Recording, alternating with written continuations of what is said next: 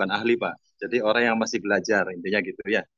Jadi masih belajar, silakan nanti kalau ada yang salah ya diinterupsi ya, tapi nanti interupsinya nunggu kode dari Mr. Ubay.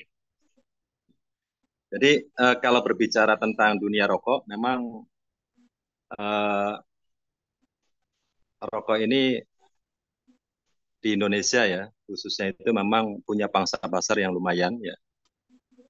Terutama sudah dikasih contoh oleh rokok-rokok besar yang ada di Indonesia ya, Sampurna Group, Jarum Super Group, Gudang Garam Group, dan Sukun Group dan seterusnya. Namun di sini Mancis menawarkan sebuah produk yaitu rokok yang mudah-mudahan meskipun sifatnya alternatif, tapi alternatif ini akan menjadi utama gitu ya. Jadi kalau jalan itu ada jalan utama, ada juga jalan alternatif. Ya insya Allah kalau jalan alternatifnya ini lebih enak, lebih nyaman, lebih aman, insya Allah akan banyak dipilih meskipun sifatnya alternatif gitu ya.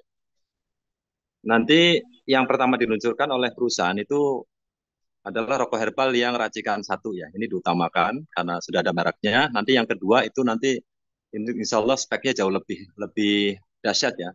Nanti merek ketiga juga lebih dahsyat lagi dan seterusnya. Nah intinya sebelum saya mengawali untuk berbicara tentang rokok herbal, alangkah baiknya kita mencoba mengenal secara substansi apa itu rokok. Rokok itu yang jelas para senior sudah tahu bahwa rokok itu adalah hasil tembakau ya, hasil tembakau itu yang bentuknya batangan sehingga itu dinamakan rokok. Adapun penyusunnya rokok itu utamanya adalah tembakau, kemudian kalau herbal berarti ada cengkeh dan juga ada racikan herbal dan juga ada tambahan rempah di dalamnya. Yang tentunya diformulasi sedemikian rupa dengan segala pertanggungjawaban secara ilahiyah, eh, ilmiah dan juga alamiah. Oke, kita ke substansi dulu tentang dunia tembakau ya. Jadi di dalam tembakau itu terdapat zat dan senyawa ya. Jadi zatnya itu ada zat terpenoid, ada zat alkaloid, ada zat alkohol, ada zat aldehyde dan juga beberapa yang belum teridentifikasi oleh para ahli. Nah, saya akan mengurai sedikit ya. Nah, di balik zat itu ada senyawa, Pak, itu ya. Jadi senyawa kalau zatnya terpenoid itu senyawanya adalah salah satunya ada disebut azadirektin.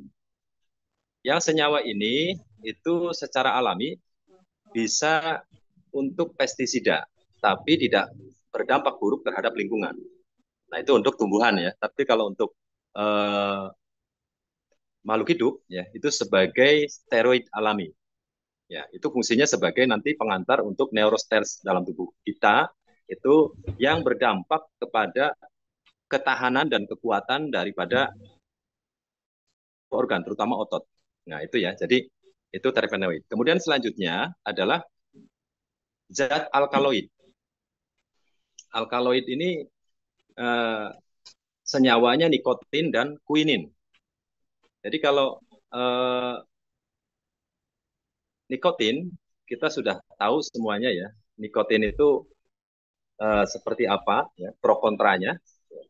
Nikotin ini memang zat yang paling utama yang ada di tembakau. Makanya disebutnya sebagai uh, tabak ataupun tobak ya. Jadi tobacco itu artinya racun. Nah, cuma yang perlu digarisbawahi adalah secara prinsip bahwa dunia pengobatan ini di balik madu ada racun, di balik racun ada madu. Itu yang perlu digarisbawahi ya. Bagaimana perlakuannya agar racun itu menjadi obat ya, atau racun itu menjadi madu dan begitu seterusnya. Kemudian uh, kalau nikotin ini pro kontranya udah sangat jelas ya, sangat jelas. Jadi para dokter terutama di Indonesia itu kontranya kalau nikotin sedikit banyaknya itu tetap sedikit pun tetap gitu ya berdampak negatif. Wallahu alam apakah itu punya kepentingan di baliknya, tapi yang jelas kan gitu ya. Tetap segala sesuatu yang Tuhan ciptakan itu tidak ada yang sia-sia. Dan insya Allah semua agama mendukung itu, gitu ya. Artinya tidak ada yang sia-sia. Ini suara saya jelas, Pak ya? Jelas, Oke, jelas, kita Pak. lanjut. Jelas, Kemudian jelas. senyawa yang ada di alkaloid sendiri itu ada yang disebut dengan quinin ya.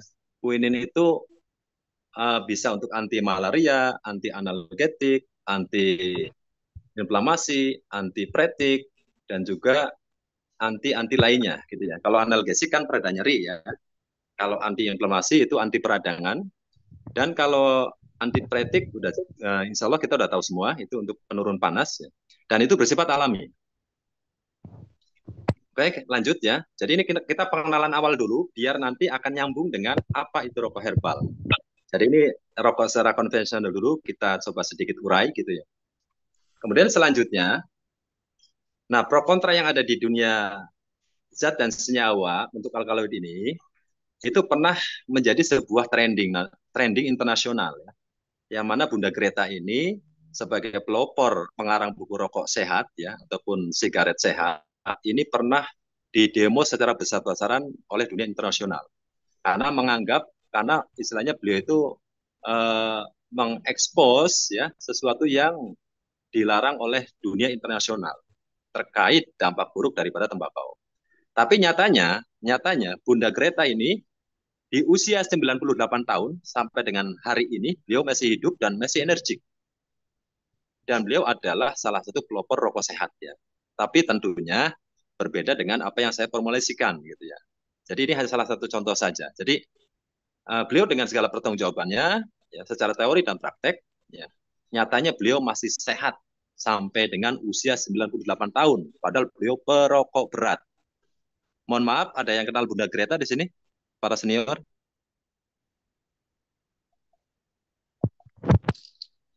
Belum, belum. Ya, halo. Ada yang kenal Bunda Greta? Belum, belum. Suara saya jelas ya, Pak ya? Jelas, Pak, jelas. Oke, kita lanjut lagi. Kemudian senyawa zat dan senyawa lainnya itu ada alkohol ya. Jadi itu zatnya alkohol. Nah, senyawanya banyak kan gitu ya. Ada etanol, ada dan seterusnya gitu ya. Jadi memang kalau alkohol itu paling banyak dikenal di dalamnya itu terdapat bakteri gitu ya. Yang fungsinya disinfektan alami, urusan aman dan nyaman itu tergantung daripada pembuatan alkohol itu sendiri. Ada alkohol yang memang diharamkan, ada alkohol yang memang kalau misalnya dosisnya itu 0,5 ya, kadar alkoholnya itu MUI mengatakan itu halal kan gitu ya. Jadi itu tergantung spesifikasinya saja sebenarnya. Nah, jadi bakteri Saccharomyces densif ini memang secara umum menurut kajian ilmiah ya, menurut kajian ilmiah itu memang ada yang dampak secara negatifnya, dan itu pengaruhnya kepada metabolisme tubuh, terutama di metabolic center ataupun yang disebut dengan lambung. Tapi apakah itu akan berdampak buruk kalau nanti dikasih herbal? Nanti kita jawab gitu ya. Kita jawab nanti pas pembahasan rokok herbal. Kemudian selanjutnya adalah eh, zat yang disebut dengan aldehyde ya. Itu banyak ya. Jadi aldehyde ini jenisnya adalah pengawet ya, pengawet ya. Pengawet itu ada yang benzoat sintetis, ada alami. Itu sekilas tentang rokok secara umum ya. Rokok secara umum.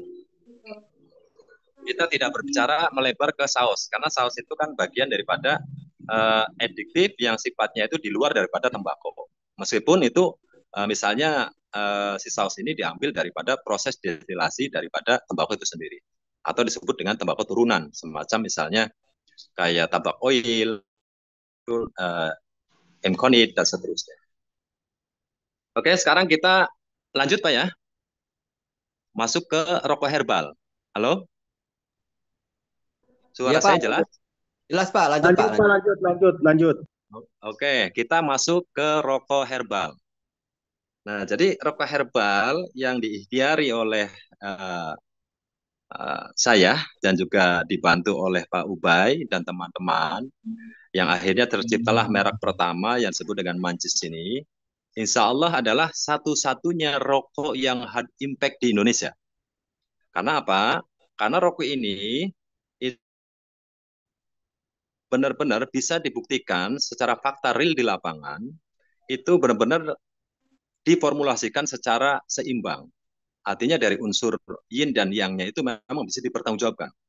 Artinya mengadopsi unsur dari mulai keseimbangan energi panas, ya, ataupun energi api, kemudian energi air, kemudian energi udara, dan juga energi tanah. Nah, kenapa bisa disebut seperti itu? Karena apa? Karena memang diformulasikan dengan memasukkan hal-hal yang memang bisa dipertanggungjawabkan secara ilmiah. Ya, jadi kenapa bisa hard impact? Karena tadi gitu ya, karena diformulasikan ya dengan perlakuan yang benar-benar bisa dipertanggungjawabkan. Ya. Itu yang pertama. Ya. Yang kedua, ya, karena diformulasikan secara seimbang, ya, salah satunya kita melakukan ikhtiar bagaimana menyeimbangkan massa jenis, bagaimana menaikkan massa jenis, bagaimana menurunkan massa jenis terhadap zat-zat yang terkandung di dalam tembakau ini, mana yang perlu kita reduksi, mana yang butuh kita inkrisi. Nah, kalau reduksi itu diturunkan, ya, kalau inkrisi itu dinaikkan. Ya mohon maaf, jenengan semua insya Allah sudah paham lah seperti itu. Nah, kemudian sehingga terjadilah sebuah sistem kerja daripada rokok herbal itu sendiri. Yaitu rokok herbal itu bisa bekerja, yang pertama adalah ya, itu bisa membongkar sumbatan-sumbatan dalam tubuh. Ya. Karena faktor apa yang kita makan, kita minum, hidup atau pola hidup yang kita memang jauh dari kesehatan, ya, jauh dari atau istilahnya kurang sehat lah gitu ya. Dan yang kedua itu bisa kurangi dan atau membuang unsur racun dalam tubuh. Dan yang ketiga itu bisa mengistirahatkan sel dan memaksimalkan ataupun mengaktifkan sel yang semestinya. Jadi 3-in-1 ini ya. Nah, kenapa bisa seperti itu? Karena lagi-lagi ya. Jadi sesuatu sejenisnya dinaikkan itu pasti sifatnya mendominasi. Yang ada di tembakau dan senyawa yang ada di tembakau yang secara ilmiah dan alamiah gitu ya. Bila mana dari 4 ataupun 7 ya zat yang ada di tembakau ini kalau dikonsumsi itu berdampak buruk, negatif untuk tubuh dan juga untuk orang sekitar. Tapi bila mana dipisah-pisahkan, jadi terpenoid ya dikonsumsi terpisah itu ya, alkaloid konsumsi terpisah, nikotin dikonsumsi terpisah, alkohol ya alkohol dikonsumsi terpisah, aldehyde terpisah. Tapi alkoholnya yang biasanya ada di cuka ya. Jadi sistem fermentasi cuka apel, cuka apalagi itu cuka anggur dan sebagainya itu yang dihalalkan oleh MUI. Ini kalau misalnya sesuai dosis, maka Pak insya Allah hasilnya adalah positif kalau secara terpisah. Yang jadi masalah secara dunia kesehatan adalah yang dikonsumsi bersamaan dalam bentuk rokok. Nah, itu yang menjadi pemicu daripada kontra dunia kesehatan baik maupun internasional. Nah, kita melakukan sebuah ikhtiar ya. PT Mancis dengan PT CGM, PT CGM mengeluarkan produk Mancis ini hanya adalah bagaimana mereduksi dan mengkonversi dan senyawa yang negatif ada di rokok karena dikonsumsi secara bersamaan itu menjadi hal yang positif untuk Bapak Ibu sekalian. Dan fakta di lapangan secara real hampir semua penyakit Allah sembuhkan melalui ini. Terutama yang seputar otot core, terutama otot main core yang impotensi, ejakulasi dini, lemah syahwat, frigid, menopause dan seterusnya. Jadi ini bukan fakta asal ngomong, nanti jenengan akan buktikan sendiri fakta realita daripada apa yang saya katakan. Dan prosesnya, kalau saya ceritakan prosesnya, nantilah sesinya bukan di sini. Kenapa sampai seperti itu? Ada yang sifatnya spiritual, ada yang sifatnya kalau orang mungkin mengatakan itu klinik, padahal bukan klinik ya, tapi kode alam lah gitu. Intinya, saya jamin bahwa di dalam racikan rokok herbal itu sendiri tidak mengandung zat ya yang dilarang oleh Depkes dan BPOM. Apa yang dilarang oleh Depkes dan BPOM itu? yang mengandung etikal, mengandung generik, mengandung yohimbi, mengandung ekstra alkaloid tinggi, mengandung bunga karo, dan mengandung BKO, baik kecil, sedang, maupun besar. Itu yang dilarang. Ya. Jadi ini tidak mengandung.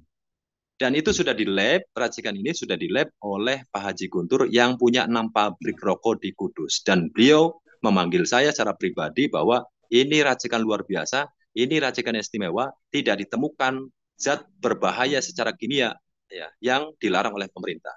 Nanti tinggal dibuktikan aja, Pak Haji Ubai, nanti kita ke sana kalau barangkali ada yang kurang percaya gitu ya. Karena itu waktu itu di lab itu nunggu dari jam 9 pagi sampai jam tengah 3 sore saya baru ditemuin. Yang awalnya kita dicuekin, ya, dicuekin, tatapannya juga tatapan yang tidak bersahabat. Ini wallahi ya.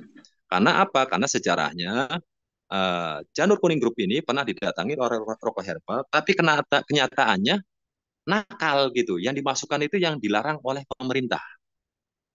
Dalam hal ini oleh Depkes dan BPOM. Tapi saya buktikan bahwa di sini tidak ada.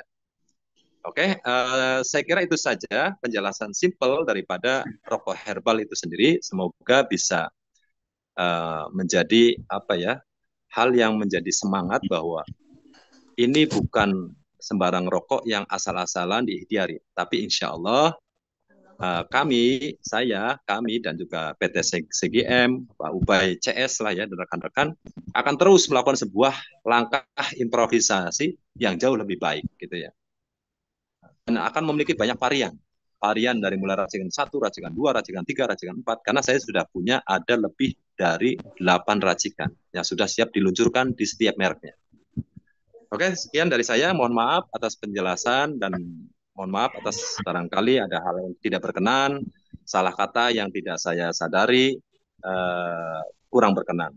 Sekian, terima kasih dari saya. Nanti silakan untuk tanya jawab selanjutnya di session nanti yang akan dipandu oleh Om Prigel ya, dan juga nanti nunggu setting time-nya dari Pak Ubay. Sekian dari saya, mohon maaf. Billahi taufiq wal hidayah. Wassalamualaikum warahmatullahi wabarakatuh.